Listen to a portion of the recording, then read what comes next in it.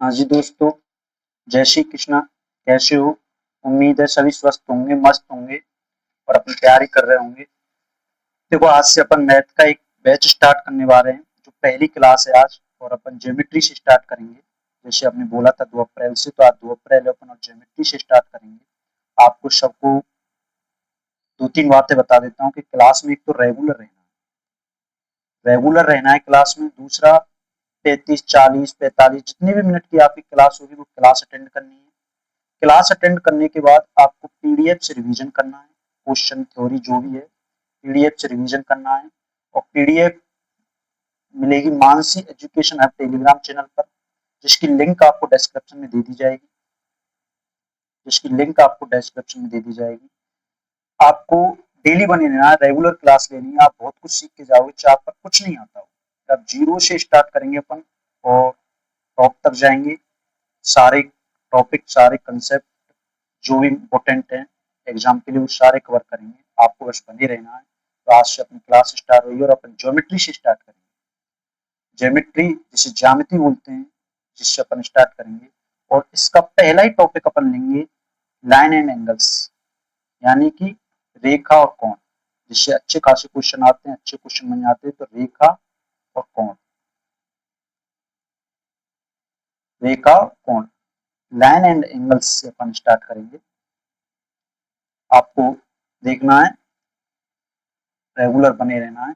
सबसे पहले बात आती है कि बिंदु किसे कहते हैं, पॉइंट। पॉइंट किसे कहते हैं? देखो, मैं तुम्हें बता दूं कि वैसे तो पॉइंट की कोई एडेड परिभाषा नहीं होती। एग्जाम में क्वेश्चन भी आया है, पॉइंट की कोई एडेड परिभाषा नहीं होती। लेकिन ऐसा कोई वृत्त जिसकी कोई त्रिज्या नहीं हुई, बिंदु कहलाता है। ऐसा कोई, देखो वृत्त ये है, इसकी कोई ना कोई त्रिज्या है। अब इसकी छोटे से छोटा करते जाएंगे तो एक टाइम बाद इसकी त्रिज्या 0 हो जाएगी। तो यही पॉइंट है, इसे ही बिंदु कहते हैं। और बिंदु को जैसे कहते हैं ना, पेन पेंसिल से जो डॉट बनता है ना, ये बिंदु है। पॉइंट पेंसिल से जो डॉट बनता है, ये बिंदु है। वैसे बिंदु कोई आइडल परिभाषा नहीं होती, लेकिन बिंदु जितना छोटा से छोटा होता जाता है, उतना अच्छा आदर्श आइडल होता चला जाता है। फिर आप बात करेंगे रेखा की, जिसे लाइन बोलते हैं। लाइन, देखो लाइन जब अपन बात करेंगे, रेखा अनंत बिंदुओं का बिंदु पथ। अनंत बिंदु अगर जैसे अपन लगा दें, अनंत बिंदुओं का जो रेखा पथ होता है ना, उसे लाइन कहते हैं। लाइन की कोई लिमिट नहीं होती, ये अनंत होती है। जिसके दोनों सिरों को अनंत तक बढ़ाया जाता है, वो लाइन होता है। इस लाइन को अपन परिभाषित, तो ये जैसे पी क्यू कोई लाइन है, पी क्यू पर अपन ऐसे अनंत, यानी दोनों सिरे अनंत की ओर बढ़ते हैं। फिर आता है लाइन सेगमेंट किसे कहते हैं। लाइन सेगमेंट किसे कहते हैं? ये सारे छोटी छोटी बातें जो आपको पढ़ना जरूरी है। लाइन एंड एंगल्स पढ़ने टॉपिक पढ़ेंगे तो उसमें आपको छोटी छोटी बातें जो पढ़ना बहुत जरूरी है, जिन्हें जानना बहुत जरूरी है, जिनके बिना आप तो समझ नहीं पाओगे। तो लाइन सेगमेंट को बोलते हैं रेखाखंड। ये तो पूरी रेखा हो गई, लेकिन रेखाखंड होता है कि छोटी सी रेखा का एक छोटा सा भाग। जैसे ये रेखा है, ये टोटल पूरी रेखा है। अब इसका इतना भाग करेंगे अपन, जैसे ये पी क्यू, ये, तो यहाँ पे पी क्यू जो लाइन है, रेखाखंड है। रेखाखंड को अपन ऐसे डिनोट करते हैं, रेखाखंड को ऐसे डिनोट करते हैं। तीर के निशान नहीं लगाए जाते, यानी कि ये कहीं ना कहीं एंड हो रहा है इसका। रेखाखंड को ऐसे डिनोट करते हैं। तो अपने बिंदु पढ़ा, हमने लाइन पढ़ी, फिर हमने लाइन सेगमेंट पढ़ा, ये बिंदु हो गया। फिर अपन ने लाइन सेगमेंट पढ़ा, और अपन अब बात करेंगे रे। रे किसे कहते हैं? किरण। रे किसे कहते हैं? रे बोलते हैं किरण को। और किरण की क्या प्रभावशा होती है? देखो, जिसका एक तो एक तरफ तो फिक्स होता है, दूसरी तरफ अनंत तक बढ़ाया जा सकता है। जैसे सूर्य की किरण होती है, तो सूर्य की किरण कैसी होती है? सूर्य यहाँ से आता है तो फिक्स है, एक सोर्स से आ रहा है, एक उद्गम से आ रहा है, और उसके अनंत तक जाता है। तो यहाँ से एक बिंदु तो इसका फिक्स होता है, एक का तो लिमिट होती है, एक तो फिक्स होता है, और दूसरा अनंत जाति से भिन्न। फिर आप कहता है प्लेन, प्लेन जिसे समतल बोलते हैं, प्लेन जिसे समतल बोलते हैं, यानी कि समतल अनंत बिंदुओं का एक बिंदु पथ है जिसकी कोई मोटाई नहीं। अनंत बिंदुओं का बिंदु पथ, यानी जैसे अगर हम ऐसे कर दें, अनंत बिंदु बना लें, अनंत बिंदु बना लें ऐसे, तो ये एक समतल को डिनोट करता है। लेकिन ध्यान रखना, समतल की कोई मोटाई नहीं, समतल की कोई, ये बिंदु बिंदु छोटे छोटे बिंदुओं से मिलकर एक समतल बन जाता है, लेकिन समतल की कोई मोटाई नहीं होती और इसे अनंत तक बढ़ाया जा सकता है। पूरा समतल कितना भी बड़ा बना लो समतल, मेन चीज है इसकी कोई मोटाई नहीं होती और अनंत बिंदुओं का बिंदु पथ होता है, अनंत बिंदुओं का बिंदु पथ होता है, ये समतल बोलते हैं। जैसे एक तरीके से अगर एक पेज लें, अपन एक पन्ना लें और उस पन्ने को, कागज को, पन्ने को देखें तो वो समतल होता है, लेकिन उसकी कुछ ना कुछ तो मोटाई होती है, लेकिन इसकी समतल की परिभाषा कोई मोटाई नहीं होती, इसलिए इसकी कोई आइडल परिभाषा इसकी भी नहीं है, ना कोई बिंदु की आइडल परिभाषा है, ना इसकी कोई आइडल परिभाषा है। अपन आगे बात करेंगे कि कोण किसे कहते हैं। देखो, जैसे दो किरणों से मिलकर कोण बना होता है, जैसे एक एक किरण ये रही, यहां से स्टार्ट हुई, एक किरण ये रही,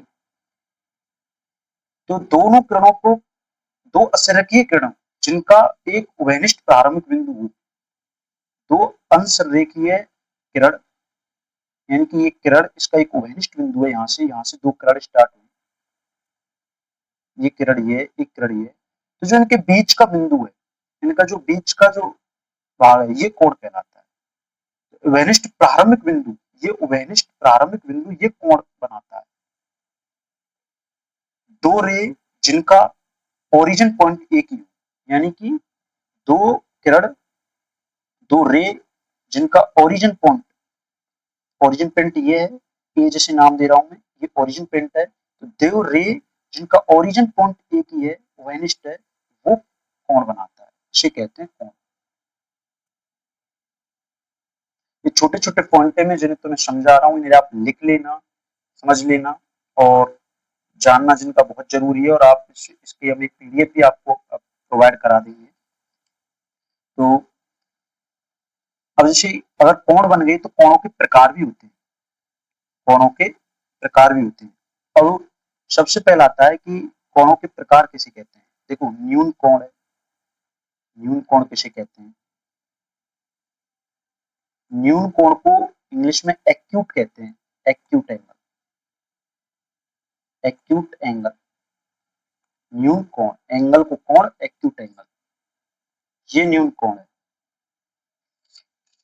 उसका थोड़ा राइटिंग में ऐसी आ रही है, पर आप समझ रहे हो, 2 एक दिन में हो जाएगी हैबिट, पर क्योंकि ये पेन टैब से क्लास ली जा रही है तो थोड़ा सा राइटिंग का इश्यू है, ज्यादा नहीं, आप समझ लोगे। तो न्यून कोण, एक्यूट एंगल, ये कोण, ये जो कोण बन रहे हैं दो रेखाओं के बीच में कोण, तो ये कोण कितने प्रकार के हो सकते हैं। एक तो एक्यूट होता है, ऐसा कोण जिसकी माप 90 डिग्री से कम हो। तो देखो, ऐसा कोण जिसकी माप 90 डिग्री, यानी कि ये दो रे, ये दो रे बन गई और ये कोण बन गया इनके बीच, थीटा मान लिया, तो जो थीटा की वैल्यू है ना, वो 0 से तो बड़ी होनी चाहिए, ये 0 से तो बड़ी है और 90 से छोटी है, 90 डिग्री से छोटी है, 90 डिग्री से छोटी है। छोटे का लेस देन का ऐसे साइन लगता है, यानी कि छोटी है, थीटा छोटा है, छोटे की तरफ कोण लग गया ये बिंदु, और बड़ा की तरफ तो खुला हुआ मुंह, बड़ा की तरफ 0 से बड़ा है और 90 डिग्री से छोटा है, इसे कहते हैं न्यून कोण। और फिर होता है एक समकोण, फिर क्या होता है, समकोण होता है।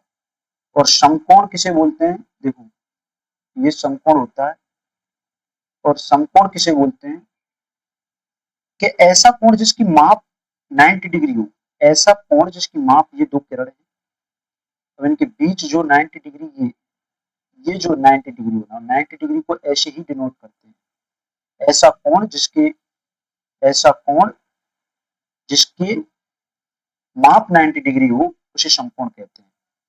समकोण को राइट एंगल बोलते हैं। ध्यान रखना, इंग्लिश में मैं आपको बताता जा रहा हूँ, समकोण को क्या बोलते हैं, राइट एंगल।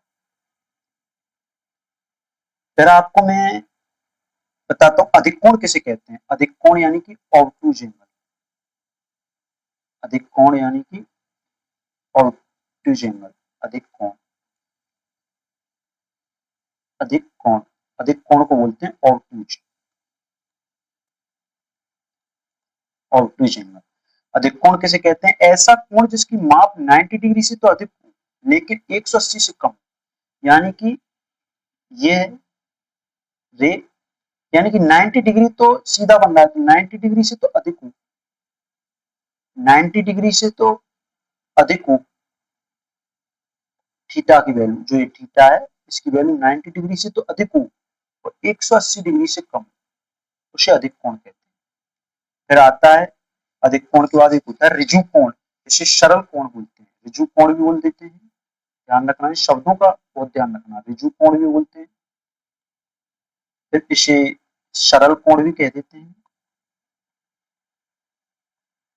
और एक इसे इंग्लिश में स्ट्रेट एंगल बोलते हैं, स्ट्रेट, स्ट्रेट, स्ट्रेट एंगल इसे बोलते हैं। ये क्या होता है, ऐसा कोण जिसकी माप 180, 180 माप के लिए, जैसे ये इससे गई एक किरण, इससे गई, तो ये जो माप है ना, ये कोण 180, यानी कि दोनों किरण, दोनों के बीच सीधी रेखा बन जाए, सीधा सीधी रेखा हो जाए, वो 180 होता है। इसे ऋजु कोण है, सरल कोण बोलते हैं। तो समझ में आ रहा होगा आपको। फिर बोलते हैं रेफ्लेक्स एंगल, क्या बोलते हैं, रिफ्लेक्स एंगल, रिफ्लेक्स एंगल को बोलते हैं वृहत कोण, रिफ्लेक्स एंगल, रिफ्लेक्स एंगल को बोलते हैं वृहत कोण। ये वृहत कोण क्या होता है, कि ऐसा कोण जिसकी माप 180 से तो अधिक हो और 360 से कम हो। जैसे ये किरण ये रही, और एक किरण 180 पे तो सीधा बन जाता है, तो 180 से ज्यादा ये बनेगा, और 360 से कम, तो ये जो थीटा है 180 से तो बड़ा होगा और 360 से कम होगा, 360 से कम होगा, इसे कहते हैं वृहत कोण, रिफ्लेक्स एंगल बोलते हैं। और एक होता है फिर पूर्ण कोण, पूर्ण कोण, तो पूर्ण कोण किसे बोलते हैं, कंप्लीट एंगल, पूर्ण कोण को क्या बोलते हैं, कंप्लीट एंगल। कंप्लीट एंगल वह कोण जिसकी माप 360 डिग्री हो, यानी कि जैसे ये है, एक किरण ये रही और दूसरी भी इसी पे बन गई, दूसरी भी इसी पे बन गई, तो यानी कि ये जो कोण बनेगा ना पूरा, ये 360 होगा, ये जो थीटा है इसकी वैल्यू 360 होगी, थीटा की वैल्यू, इसे बोलते हैं कंप्लीट एंगल, इसे क्या बोलते हैं, कंप्लीट एंगल बोलते हैं। तो अपन ने तीन चार चीज सीखी, कि मैं आपको एक बार रिवीजन करा देता हूँ, क्योंकि ये पॉइंट जानना आपके लिए बहुत जरूरी है। देखो, सबसे पहले सीखा हमने पॉइंट किसे कहते हैं, बिंदु किसे कहते हैं।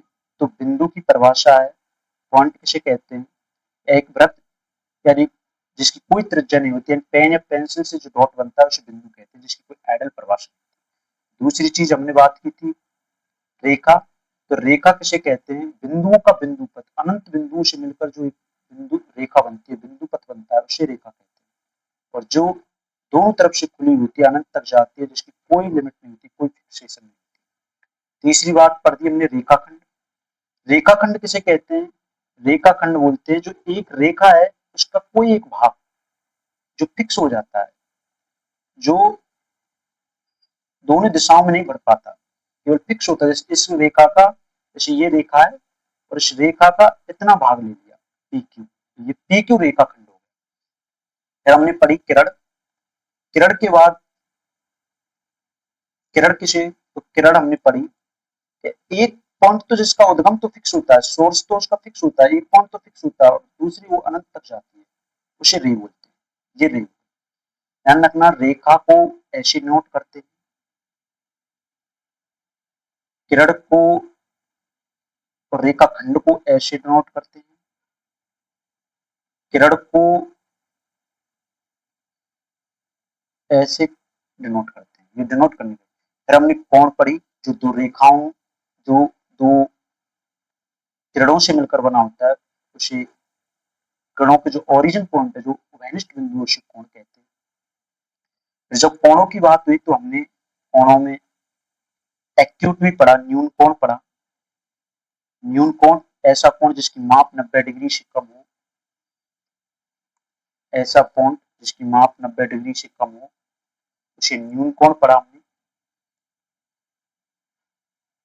न्यून कोण पढ़ा, न्यून कोण जिसकी माप 90 डिग्री से कम हो।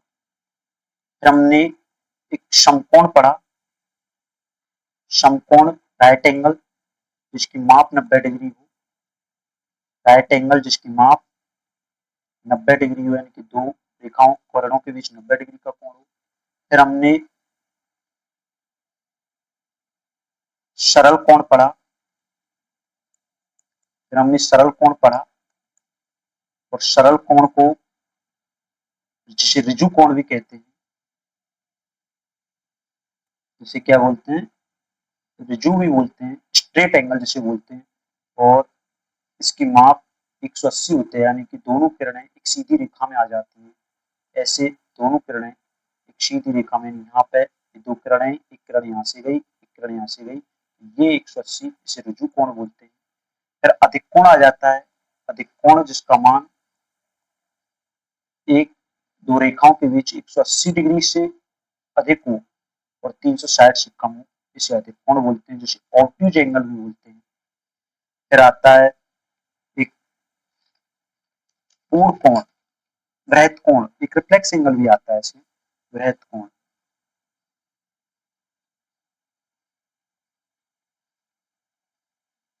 वृहत कोण, सॉरी, इसे वृहत कोण इसे ही बोलते हैं। देखो,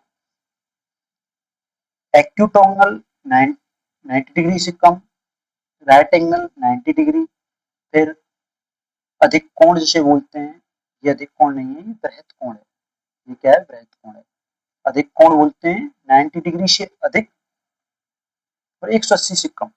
180 वाला कोण ऋजु कोण होता है, वृहत कोण होता है 180 से ज्यादा, 360 से कम, जिसे रिफ्लेक्स एंगल भी बोलते हैं। ये रिफ्लेक्स एंगल है, रिफ्लेक्स एंगल भी बोलते हैं। और फिर आता है इसके बाद पूर्ण कोण, जिसे कंप्लीट एंगल बोलते हैं, कंप्लीट बोलते हैं। कंप्लीट यानी 360 डिग्री का, थीटा 360 डिग्री, यानी कि दो रेखाओं के मध्य पूरा, ये पूरा कोण बन गया, दोनों रेखा एक ही रेखा पे हो गई। ये अपने रिवाइज किया।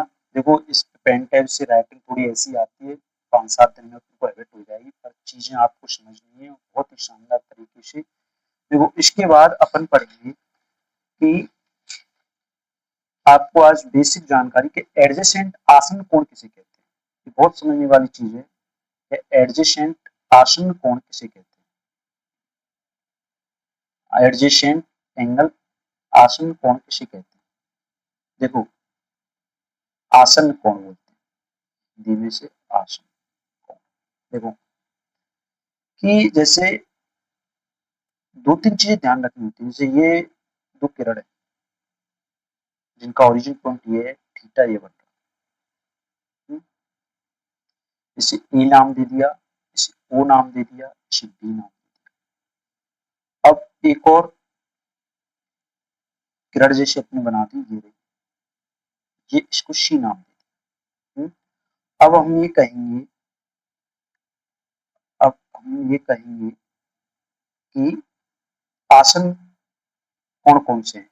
तो आप ध्यान रखने वाली बात है इसमें कि दो तीन चीजें ध्यान रखनी। एक तो कॉमन वर्टेक्स होना चाहिए।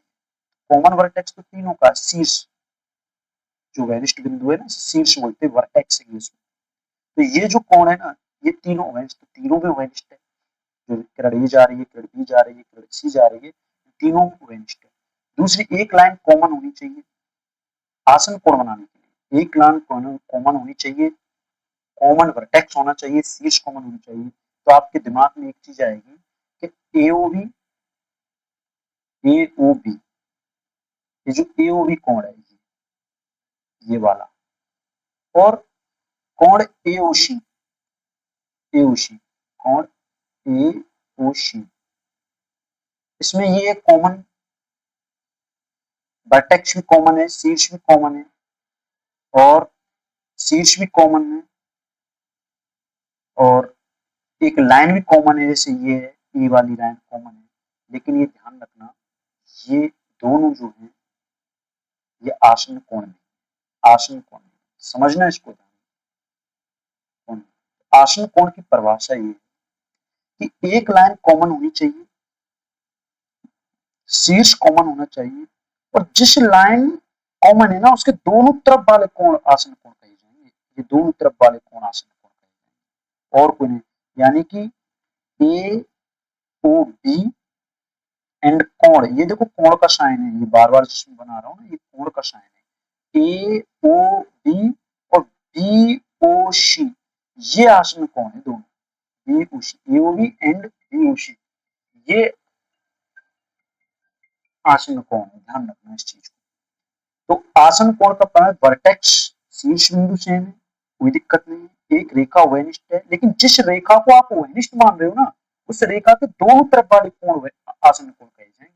किसी एक रेखा जैसे ओए ले ली, इस रेखा को आपने वहनिष्ठ मान लिया, इसके ऐसे नहीं कि ये वाला कोण और फिर ये बड़ा वाला कोण, ये आसन नहीं, जिस रेखा को वहनिष्ठ ले रहे हैं उस रेखा के दोनों तरफ, दोनों साइड वाला देखना है, एक तरफ वाले नहीं होंगे, एक तरफ वाले दोनों नहीं होंगे। फिर आता है शीर्षाभिमुख, और शीर्षाभिमुख को बोलते हैं वर्टिकली अपोजिट एंगल। क्या बोलते हैं? Vertically opposite angle. शीर्षाभिमुख को बोलते हैं vertically opposite angle, vertically opposite angle, vertically opposite angle जिसे बोलते हैं शीर्षाभिमुख। क्या बोलते हैं? शीर्षा, शीर्षाभिमुख। देखो मैं यहाँ समझा रहा हूँ, आप चीजों को समझना। आपको जो पीडीएफ मिलेगी ना उसमें बहुत अच्छी तरीके से अपन कंप्यूटर से आपको पीडीएफ अवेलेबल कराएंगे, तो अच्छी राइटिंग में अच्छी चीजें आप समझ सको और जिसका आप नोट्स बना सको। वैसे नोट्स आप साथ में बनाओगे, एक एक चीज को लिखते हो समझते हो तो बहुत अच्छी बात है, और अगर नहीं भी तो हम कोशिश करेंगे कि आपको ये सही चीजें मिल जाए। अब शीर्षाभिमुख कोण किसे कहते हैं? जैसे दो रेखाओं के प्रतिच्छेद बिंदु होते हैं ना, ये दो रेखाएं, ये दो रेखा मान, एक रेखा ये रही और एक रेखा ये जो दो रेखा है ना, ये दो रेखाओं के जो प्रतिच्छेद बिंदु हैं, ये प्रतिच्छेद बिंदु है, दो रेखाओं के प्रतिच्छेद बिंदु पर आमने सामने के जो कोण बनते हैं ना, ये जो कोण है, जैसे ये थीटा है और ये एल्फा है, तो थीटा बराबर एल्फा, ये शीर्षाभिमुख कोण होते हैं।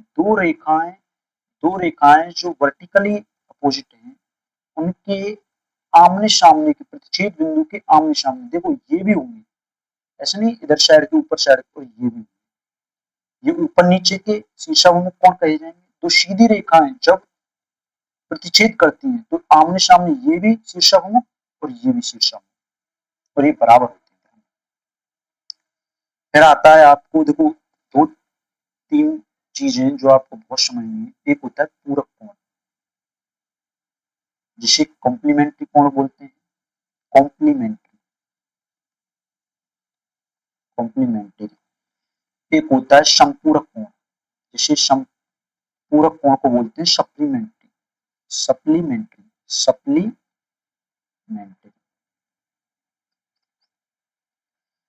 सप्लीमेंट्री। और एक देखो अब क्या होता है, पूरक कोण किसे कहते हैं? देखो पूरक कोण, देखो कि पूरक कोण दो कोण जिनकी मापों का योग 90 डिग्री हो तो वे दोनों एक दूसरे के पूरक होते हैं। समझ में नहीं आया कोई बात नहीं, अपन पढ़ रहे हैं पूरक कोण जिसे बोलते हैं कॉम्प्लीमेंट्री एंगल। पूरक कोण देखो राइटिंग सुधार लेंगे अपन, पूरक कोण जिसे बोलते हैं सप्लीमेंट, पूरक कोण को बोलते हैं कॉम्प्लीमेंट्री एंगल। देखो कॉम्प्लीमेंट्री, अब क्या होता है, जैसे कॉम्प्लीमेंट्री इंग्लिश में भी लिख दो कॉम्प्लीमेंट्री। देखो क्या होता है कि जैसे दो कोण है, मैंने मान लिया एक कोण अल्फा है और एक कोण बीटा है। इन दोनों कोणों का योग 90 डिग्री होना चाहिए, तो उसे बोलते हैं कि दोनों पूरक कोण है। यानी कि एक कोण अगर 40 है तो दूसरा 50 होगा। दोनों कोणों का योग पूरक कोण है, यानी कोण दोनों कोणों का एल्फा अगर 20 है तो वो 70 होगा। एल्फा अगर आपका 20 है तो ये 70 होगा। एल्फा अगर 50 है तो ये 40 होगा। एल्फा अगर 25 है तो ये कितना होगा? 55। 55 50 65 होगा। 6 और 2 9 70 यानी कि 90। नहीं, दोनों कोणों का योग 90 डिग्री हो उसे पूरक कोण कहते हैं। अगर एक कोण एल्फा है तो दूसरा 90 में से कम होगा, वो 90 माइनस एल्फा होगा। यानी कि दोनों कोणों का योग 90 डिग्री होना चाहिए। ये देखो, इस चित्र के माध्यम से आपको बता दूं, जैसे ये है, ये 90 डिग्री है, तो इसको मैंने यहाँ पे एक वेनिस्ड रेखा केंद्र है, जिसमें मान लो ये अल्फा है, ये बीटा है, तो इन दोनों का योग ही तो 90 डिग्री है, तो ये अल्फा बीटा पूरक कोण कहे जाएंगे। अल्फा बीटा क्या कहे जाएंगे? पूरक कोण। अल्फा बीटा क्या कहे जाएंगे? पूरक कोण कहे जाएंगे। अब समपूरक कोण की बात आएगी तो समपूरक कोण क्या होता है? देखो, समपूरक कोण होते हैं ऐसे दो कोण जिनकी माप 180 होती है, यानी दोनों का योग 180 होता है, इसे समपूरक बोलते हैं। जैसे आप समपूरक कोण किसे कहते हैं?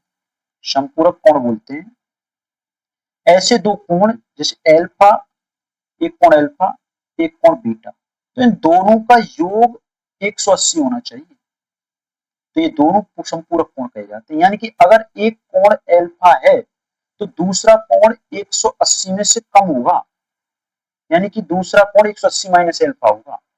तभी तो भाई, जैसे पहला कोण अगर हमने 100 मान लिया तो 180, तो दूसरा इसका संपूरक कोण 80 होगा। अगर हमने 80 मान लिया तो इसका संपूरक कोण 100 होगा।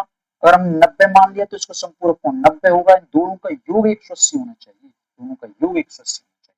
अगर हमें दे रखा है कि हमें पता है, जैसे हमें एक कोण दे रखा है, जैसे हमें दे रखा है 70, तो एक कोण 70 है, इसका संपूरक कोण, तो हम क्या करेंगे? 180 में से घटाएंगे, क्योंकि दोनों का योग 180 होना चाहिए ना।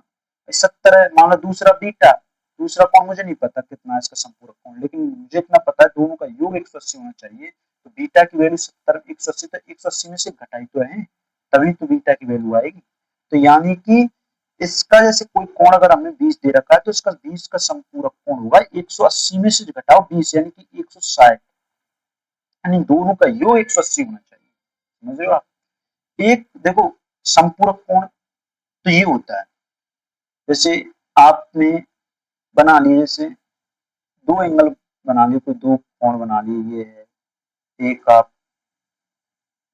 ये बना रहे हैं, एक तो आपने जैसे ये बना लिया, एक आप ये बना रहे हो, तो ये मान ले अल्फा है, ये मान लिया बीटा, एक में भी हो सकते हैं। अल्फा बीटा का योग 180 है, तो ये दोनों संपूरक कोण हैं।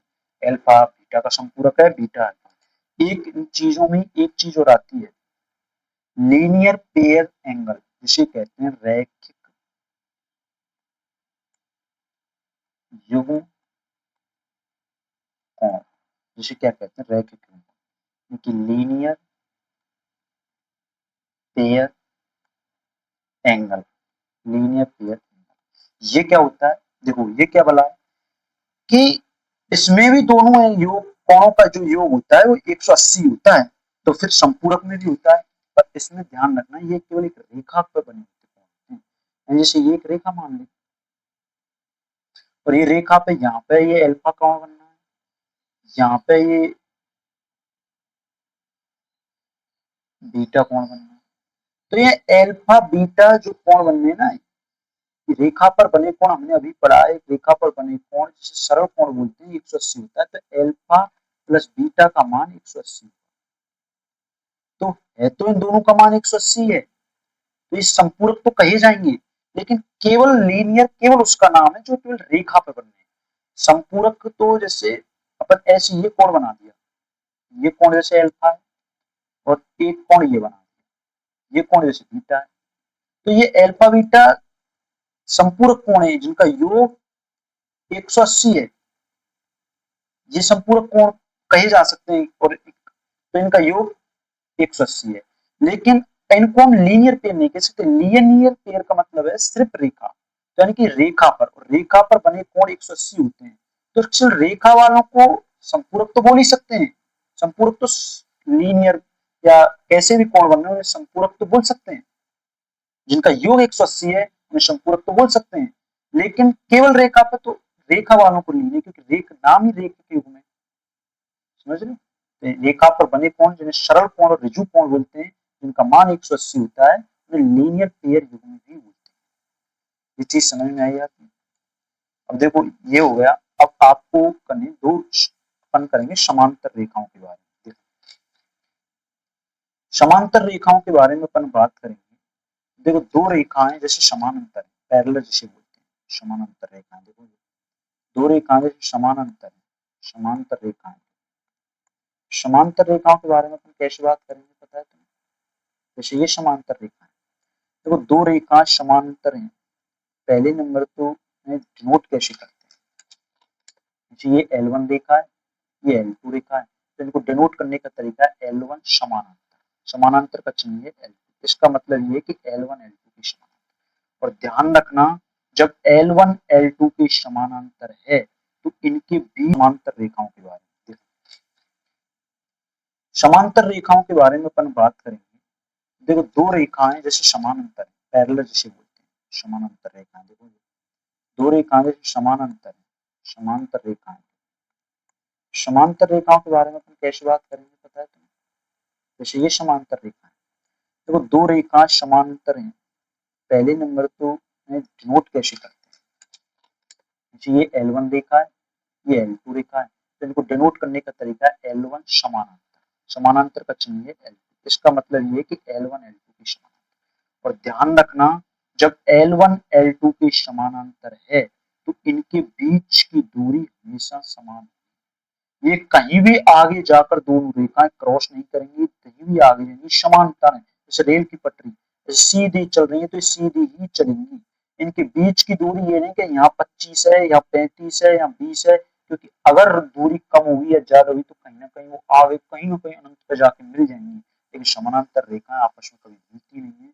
और समानांतर रेखाओं को डिनोट ऐसे करते हैं, और समानांतर रेखाओं को ऐसे भी तीर इससे समझना कि समानांतर रेखा, तीर भी समानांतर रेखाओं को देखते हैं। दूरी हमेशा समान होती है, कभी आगे जाके कहीं भविष्य में मिलती नहीं है, कभी अनंत पर कहीं जाकर मिलती नहीं है, दोनों के बीच की दूरी समांतर। अब देखो समानांतर रेखा है तो समानांतर रेखाओं से जुड़ी कई चीजें होती है। जैसे अगर मैं तुम्हें एक चीज बता देता हूँ, जैसे जैसे ये दो समानांतर रेखा, एक तो ये दो समानांतर रेखा, ये L1 है, ये L2 है। मैं कह रहा हूँ कि L1 L2 के समानांतर, और इनको एक तिर्यक रेखा काट रही है। इनको क्या कर रही है? तिर्यक रेखा काट रही है, जिसका नाम मैंने एन दे दिया। इनको एक तिर्यक रेखा काट रही है और जिसका नाम मैंने एन दे दिया। अब ध्यान रखने वाली बात मैं तुम्हें बता दूं, जैसे ये कोण मान लिया एक, ये मान लिया दो, ये मान लिया तीन, और ये कोण मान लिया चार, ये कोण मान लिया पांच, ये कोण मान लिया छह, ये कोण मान लिया सात, और ये कोण मान लिया आठ। तो इन दो तीन चीजों का ध्यान रखना। LM दो रेखा समांतर है, L1 और L2। एन एक तिर्यक रेखा काट रही है, तो कोण ध्यान रखना। सबसे पहले तो देखो संगत कोण, जिसे करस्पॉन्डिंग एंगल बोलते हैं। संगत कोण किसे कहते हैं? जिसे संगत कोण को बोलते हैं करस्पॉन्डिंग एंगल, संगत कोण, संगत कोण। देखो संगत कोण को बोलते हैं करस्पॉन्डिंग एंगल, संगत कोण को क्या बोलते हैं? Corresponding angle. और संगत कोण क्या होता है? देखो ये जो रेखा है ना, ये रेखा, इसके ऊपर वाले कोण को ले लो एक, और इस रेखा के ऊपर वाले कोण को ले लो पांच। कोण एक कोण पांच के बराबर होगा रेखा से ऊपर वाले, रेखा से नीचे वाले कोण चार, यानी कि कोण एक बराबर होगा कोण पांच के। संगत कोण बराबर होते हैं, ध्यान रखना। और संगत कोण कहने के लिए रेखा के ऊपर वाले ले लो चाहे नीचे वाले। ये कोण का साइन है, ध्यान रखना, ये कोण का साइन है, कोण बनता है ऐसे, कोण का साइन होता है ऐसे, कोण बोलते हैं। फिर कोण चार, जैसे ये चार है तो कोण चार नीचे वाला इसका रेखा के नीचे वाला अगर ये लिया है तो रेखा के नीचे वाला 8, एक साइड वाली लेने, ध्यान रखना, एक साइड वाले। अगर इधर साइड वाले लिखो कोण 2 बराबर कोण 6, क्योंकि रेखा के ऊपर वाला है कोण 2, तो रेखा के ऊपर वाला, एक साइड वाले कोण लेने हैं, या तो रेखा के ऊपर वाले ले लो या रेखा के नीचे वाले, रेखा के ऊपर वाले, रेखा के नीचे वाले, एक साइड वाले, वो होते हैं। एक जैसे कोण 3 है तो कोण 7, ये रेखा के नीचे वाला, ये भी रेखा के नीचे वाला, लेकिन एक साइड है रेखा के, एक साइड, एक साइड, तो ये संगत कोण हो गए, करस्पॉन्डिंग एंगल बराबर होते हैं। इसका अपोजिट भी ध्यान रखना। अगर आपको दे रखा है कि संगत कोण करस्पॉन्डिंग एंगल बराबर है तो ध्यान रखना वो रेखा समानांतर होंगी, और रेखा अगर समानांतर है तो तिर्यक रेखा द्वारा बने कोण करस्पॉन्डिंग एंगल संगत कोण बराबर। फिर आता है आपको एकांतर कोण, जिसे अल्टरनेट एंगल बोलते हैं। एकांतर कोण, एकांतर कोण किसे बोलते हैं? Alternate angle. देखो ये दो रेखा है, एक तिर्यक रेखा काट रही है, देखो ये जेड बन रहा है, आप देखो गौर से देखना, ये जेड बन रहा है, यानी कि ये जेड बन रहा है। देखो ये वाला जेड द्वारा जो बने एंगल होते हैं ना, बाहर की तरफ अंदर की तरफ, ये एकांतर कोण बोलते हैं और ये बराबर होते हैं। इसका अपोजिट भी सही होगा। अगर एकांतर कोण बराबर है, हमें दे रखा है कि एकांतर कोण बराबर है तो रेखाएं समानांतर होंगी, समानांतर है तो एकांतर कोण बराबर होंगे। तो एकांतर कोण कौन से हैं? जैसे ये 4 है, ये देखो ये जेड बनना है ना, तो ये 4 और ये 6 के बराबर, ये कोण और ये कोण बराबर, तो कोण एकांतर कोण में बात कर रहा हूँ, एकांतर कोण की मैं बात कर रहा हूँ, तो कोण 4 कोण 6 के बराबर है। फिर देखो इधर देखो ये जेड बना हुआ उल्टा, तो ये कोण जो 3 है ये कोण 5 के बराबर होगा, कोण 3 कोण 5 के बराबर होगा। ये तो अंदर वाले होगी, बाहर वाले देखो जैसे ये जेड है तो कोण 2 क्या है, कोण 2 कोण 8 के बराबर होगा। बाहर वाले देखो, बाहर वाले जो जेड में ये कोण 2 हो गया, ये कोण 2 है तो ये कोण 8 है,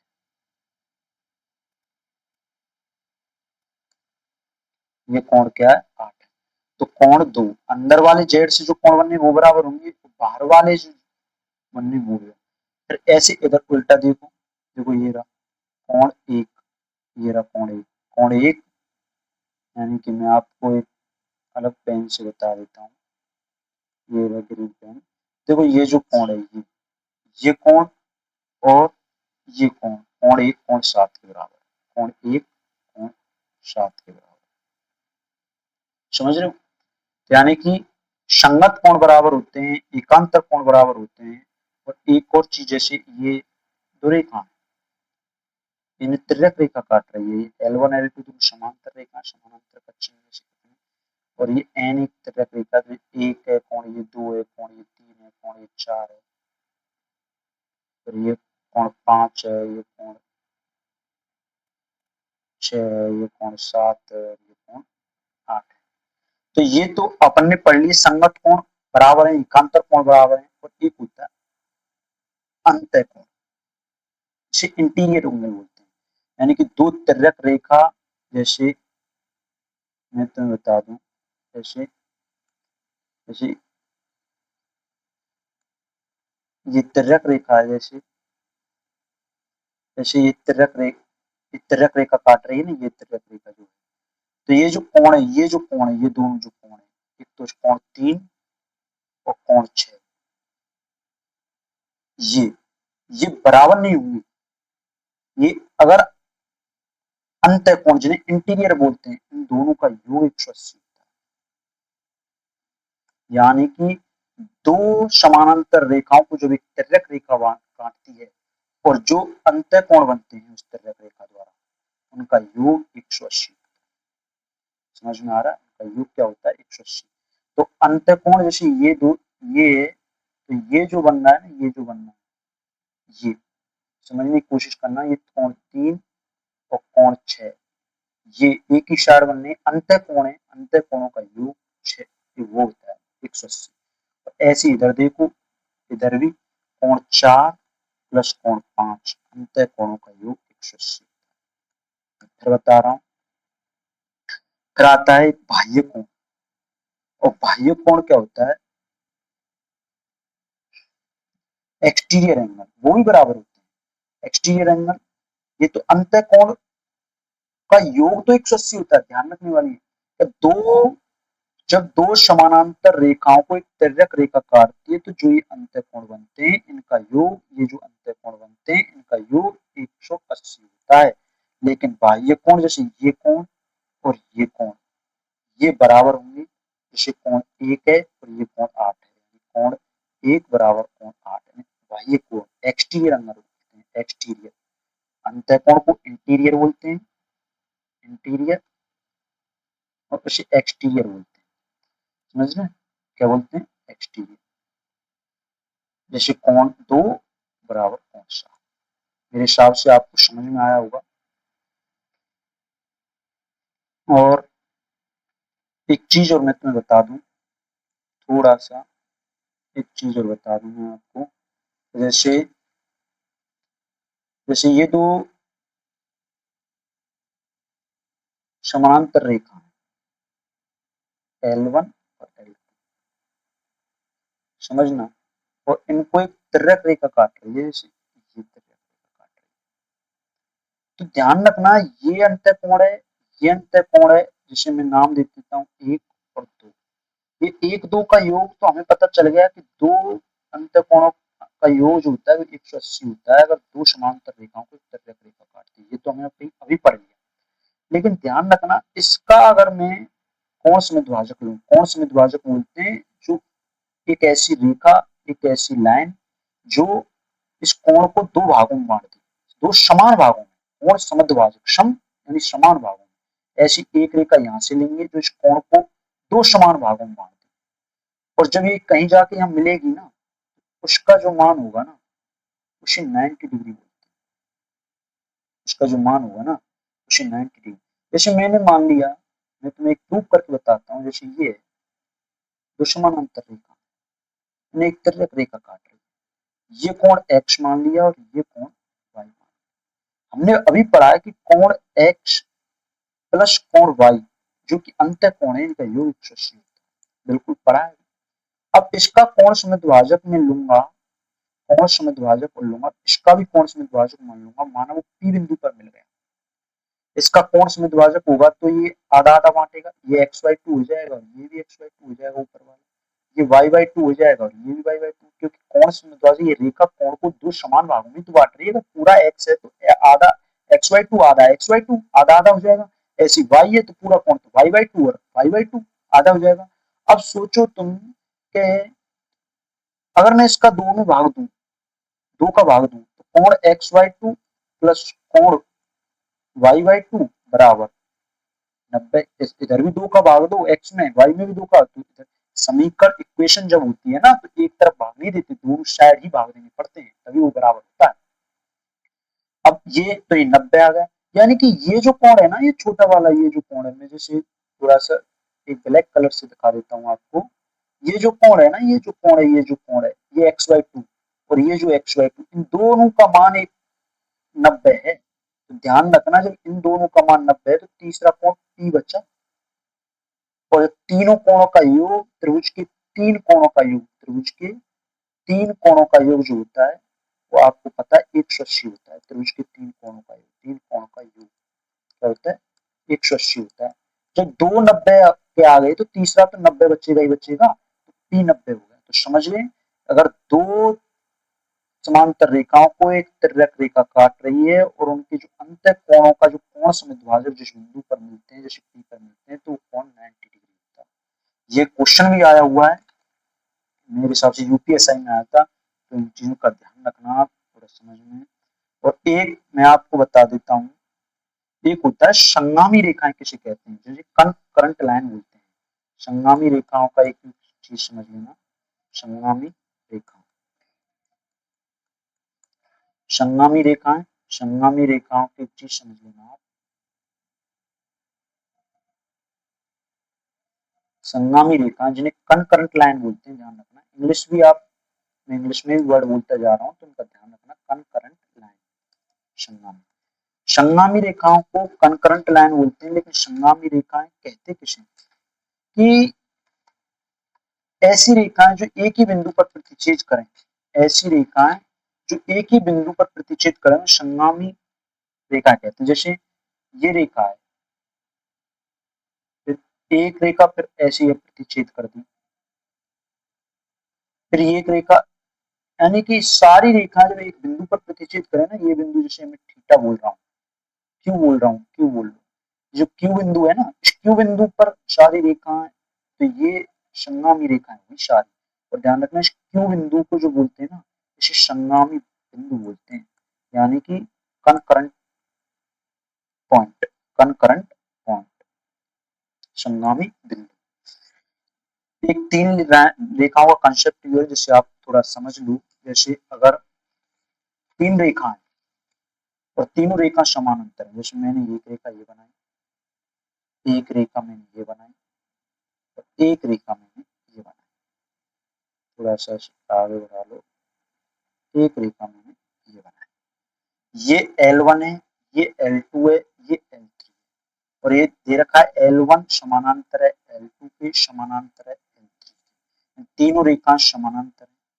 ध्यान रखना, जैसे इनको एक तिर्यक रेखा काट रही है और इनको एक तिर्यक रेखा काट रही है, यहाँ पे ये एस बिंदु पे काट रही है, टी बिंदु पे काट रही है, और मान लिया यू बिंदु पे काट रही है, यहाँ पे पी बिंदु पे काट रही है, क्यू बिंदु पे काट रही है, ये आर बिंदु पे काट रही है। तो एक चीज ध्यान रखना, अगर तीन रेखाएं L1 L2 L3 समानांतर हैं और दो रेखाएं काट रही हैं, तो ध्यान रखना जो ये अनुपात है ना, ये जो वाला अनुपात है, ये कैसे, एस टी और अपॉन टी यू, जो इन रेखाओं का दोनों का अनुपात होगा ना, इन रेखाओं का जो दोनों का अनुपात होगा S T upon T you, वो बराबर होगा P Q upon Q R. ये ध्यान रखना, ये आपको जो फैक्ट है आपको याद रखना है कि तीन रेखाओं को जो साथ तो समानांतर होंगे, तो ये ध्यान रखना। दूसरी एक और चीज इसमें ध्यान रखने वाली बात है, जैसे मान लिया ये जो एस टी की वैल्यू मैंने एक्स मान ली और इसकी वैल्यू मैंने वाई मान ली, एस टी की वैल्यू मैंने एक्स मान ली और इसकी वैल्यू मैंने वाई मान ली, और ये ए मान लिया और इसकी दूरी मैंने बी मान ली, और हमसे कहे कि इसे निकालो आप टी क्यू को। मैं आपको दूसरे पेन से क्या, आपको मैं मार्कर से इसे कर देता हूँ, इसे निकालो आप, देखो ये जो लाइन टी क्यू, ध्यान रखना उस टी क्यू की जो वैल्यू होगी ना, ध्यान रखना उस टी क्यू की जो वैल्यू होगी ना, अपन कैसे निकालेंगे पता है, टी क्यू की जो वैल्यू होगी ना, तो ये जो एक्स है इससे गुणा कर दीजिए एक्स भी, और ये जो वाई है इसका ऊपर गुणा कर दीजिए वाई, और नीचे कर दीजिए एक्स प्लस वाई, एक्स का इधर गुणा बी से, वाई का इधर गुणा और अपॉन एक्स वाई, ये निकलेगा टी क्यू। दो फैक्ट याद रखने हैं तीन समांतर रेखाओं में, एक तो S T upon T U और P Q upon R Q R. बाकी ये बीच की दूरी कैसे निकालते हैं, तिर्यक गुणा करना है, इसका गुणा इससे कर देना है, इसका गुणा तो इससे कर देना है, और इसका गुणा इससे कर देना, और दोनों को बट्टे योग में। मैंने आपको काफी चीज समझाएं और मेरे साथ समझ में आई हुई, आगे की क्लास अपन कर लेंगे, लेकिन थोड़ा सा रिवीजन कर लेते हैं अपन शुरू से। देखो मैं एक बार रिवीजन कर लेते हैं शुरू से, जरूर ये आपको पीडीएफ मिल जाएगी। थोड़ा सा ज्योमेट्री से अपन स्टार्ट किया था, इसी के ज्योमेट्री से अपन ने स्टार्ट किया था। देखो लाइन एंड एंगल्स, बिंदु किसे कहते हैं, तो सबसे पहले मैं आपको रिवीजन करा रहा हूँ, बिंदु किसे कहते हैं, बिंदु जो पेन या पेंसिल के आगे जो डॉट बनता है ना, उसे बिंदु कहते हैं। यानी एक ऐसा वृत्त जिसकी कोई त्रिज्या नहीं थी, वैसे इसकी कोई आइडल परिभाषा नहीं है। क्वेश्चन में आ जाए तो ये ऑप्शन भी आएगा जो आपको यही लगाना है कि इसकी आइडल परिभाषा नहीं थी। फिर लाइन किसे कहते हैं, अनंत बिंदुओं से मिलकर जो बिंदु पथ बनता है ना, उसे रेखा कहते हैं, उसे लाइन कहते हैं। और लाइन कहते हैं, और लाइन को ऐसे डिनोट करते हैं, देखो ये डिनोट करते हैं लाइन को।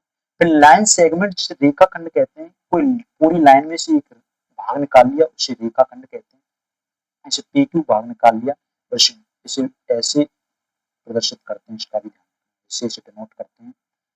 फिर अपन पढ़ेंगे, फिर अपने रे पढ़ा किरण। किरण क्या होता है, जिसका एक बिंदु तो फिक्स होता है और दूसरा अनंत तक चला जाता है। फिर प्लेन किसे बोलते हैं, समतल, जो अनंत बिंदुओं का बिंदु पथ जो होता है ना, उसे समतल कहते हैं। ध्यान रखना समतल की कोई मोटाई नहीं होती, हालांकि इसकी भी आइडल परिभाषा नहीं है कोई, कुछ ना कुछ प्लेन आप लोगे तो कुछ ना कुछ तो मोटाई बनती है, कुछ ना कुछ तो मोटाई बनेगी, तो कुछ ना कुछ मोटाई बनेगी तो इसकी कोई आइडियल परिभाषा नहीं है प्लेन की। तो इस वजह से अनंत बिंदुओं का बिंदु पर फिर अपन कोण किसे कहते हैं, तो दो रे किरणों से, दो किरणों का जो उभयनिष्ठ बिंदु है, ध्यान रखना, दो किरणों का जो उभयनिष्ठ बिंदु है ना, उसे ही ओरिजिन पॉइंट है, उसे ही कोण कहते हैं। जब कोण बन गया तो कोण कई प्रकार के बन जाते हैं, फिर न्यून कोण भी बनता है जिसका मान 90 डिग्री से कम होता है, फिर समकोण बनता है जिसका मान फिक्स 90 डिग्री होता है, एक अधिक कोण बनता है जिसका मान 90 डिग्री से अधिक होता है लेकिन 180 से कम होता है, फिर ऋजु कोण, सरल रेखा कोण, सरल कोण बनता है जो एक रेखा पर बनता है जिसका मान 180 होता है, फिर रिफ्लेक्स वृहत, वृहत कोण जिसे बोलते हैं, रिफ्लेक्स एंगल जिसे बोलते हैं, जिसका मान 180 से ज्यादा होता है और 360। जैसे कई बार ऐसा हो जाता है, ऐसे पूछते हैं ये जो रिफ्लेक्स एंगल है तो ये थीटा है, जैसे तो पूछेगा थीटा का रिफ्लेक्स एंगल, थीटा का रिफ्लेक्स एंगल 360 माइनस थीटा कर देना भाई। हमें तो ये पता है जैसे थीटा दे रखा है, ये थीटा है, तो रिफ्लेक्स एंगल तो ये बनता है ना बाहर वाला, ये रिफ्लेक्स एंगल है, तो 360 में से तो घटेगा, ये जब थीटा है तो पूरा 360 है, 360 में फिर पूर्ण कोण कंप्लीट एंगल, जैसे जो दोनों रेखाएं एक ही रेखा पर समपाती हो जाती हैं उन्हें बोलते हैं, जिसका मान 360 डिग्री होता है। फिर आपको आता है, फिर आता है जैसे अ, ये अपनी सारी चीज अपन ने पढ़ी, फिर आता है देखो ये अपने रिवीजन कर लिया, एडजेसेंट आसन कोण, ध्यान रखना एक वैनिष्ठ रेखा के दोनों तरफ वाले कोण आसन कोण कहलाते हैं। फिर वर्टिकल शीर्षाभिमुख के दो प्रतिच्छेदी रेखाओं के आमने सामने के जो प्रतिच्छेद बिंदु के आमने सामने के जो कोण होते हैं, आमने सामने के, ये आमने सामने शीर्षाभिमुख कोण कहते हैं। पूरक कोण, दो कोणों का योग जब 90 डिग्री होता है तो उसे पूरक कोण कहते हैं। एल्फा का पूरक कोण बीटा है, तो एल्फा अगर 20 है तो ये 70 होगा, दोनों कोणों का योग 90 डिग्री होता है। संपूरक दोनों कोणों का योग 180 होता है, ध्यान रखना। पूरक में कॉम्प्लीमेंट्री जिसे सी बोलते हैं, सी पहले आता है, सप्लीमेंट्री संपूरक जिसमें एस बाद में आता है, तो 90 पहले आता है और एस, यानी कि ध्यान रखना, ध्यान रखने का एक तरीका बता रहा हूँ कि एस बाद में आता है तो 180 बाद में आता है, तो संपूरक जो कोण होते हैं वो तो 180 वाले होते हैं और पूरक कोण जो होते हैं 90 डिग्री। पूरक संपूरक कोण को अनुपूरक कोण भी बोलते हैं, इंग्लिश में देख लिया करो, जो भी इंग्लिश सेम रहेगी। कंप्लीमेंट्री पूरक, दो कोणों का योग 180 होता है। रैखिक योग होता तो इनका मान भी 180 है लेकिन केवल रेखा पे, केवल रेखा पे रैखिक योग की बात है। और समांतर रेखाएं होती हैं जो कहीं भी आपस में आगे जाकर नहीं मिलती हैं, दोनों के बीच की दूरी समान होती है। फिर फिर आप संगत कोण बोलते हैं, एक दो तिर्यक रेखाएं जो अपनी होती हैं, तिर्यक रेखाओं के या तो ऊपर वाली साइड, ऊपर वाले कोण और या नीचे वाले कोण ले लीजिए, लेकिन ध्यान रखना एक ही साइड वाले कोण संगत कोण होते हैं। अगर संगत कोण बराबर है तो ये रेखा समानांतर होंगे, समानांतर है तो संगत कोण ही बराबर होंगे, एकांतर कोण भी बराबर होंगे जो जेड द्वारा बनते हैं। जैसे ये कोण है, ये इस कोण के बराबर होगा, ये जो कोण है ये इस कोण के बराबर होगा, एकांतर क्रम में जो बनते हैं, बाह्य एकांतर अंत्य का। और फिर होता है अंत्य कोण, जो दो तिर्यक रेखा, जो समानांतर रेखा होती है, तिर्यक रेखा द्वारा जब काटते हैं तो जो उनके बीच एक ही तरफ जो अंत्य कोण बनते हैं उनका योग 180 होता है और इनके समद्भाजक जहाँ मिलते हैं वो 90 डिग्री का समद्भाजक। फिर आपका आता है कि तीन, ये जो मैंने आपको प्रूव करके बताया था ऐसे क्यों होता है। संगामी रेखाएं, सारी रेखाएं एक बिंदु से प्रतिच्छेद होकर गुजरती हैं तो संगामी रेखा कहते हैं, उस बिंदु को संगामी बिंदु कंकरेंट पॉइंट बोलते हैं। फिर तीन रेखाएं समानांतर होने तिर्यक रेखा काटते हैं, दो पॉइंट ध्यान रखना उनके बीच वाली रेखा की दूरी कैसे निकालते हैं, ये सारा। तो आपकी क्लास अच्छी लगी होगी। आपको मैं बता दूं कि आप एक तो राइटिंग पे मत जाना, 2 4 5 दिन में सीख जाओगे, आपको कंटेंट बहुत बेहतर, बहुत जोरदार और जबरदस्त कंटेंट मिलेगा, टेंशन मत लेना। और आपको ये जो भी है शायद इनके हम पीडीएफ बनाकर आपको डाल देंगे अच्छे से, तो वो आप वहां से कर लेना। जय श्री कृष्णा, ऐसे ही पढ़ते रहो, शायद क्लास लंबी हो गई पर ऐसे ही पढ़ते रहो। थैंक यू, जय श्री कृष्ण।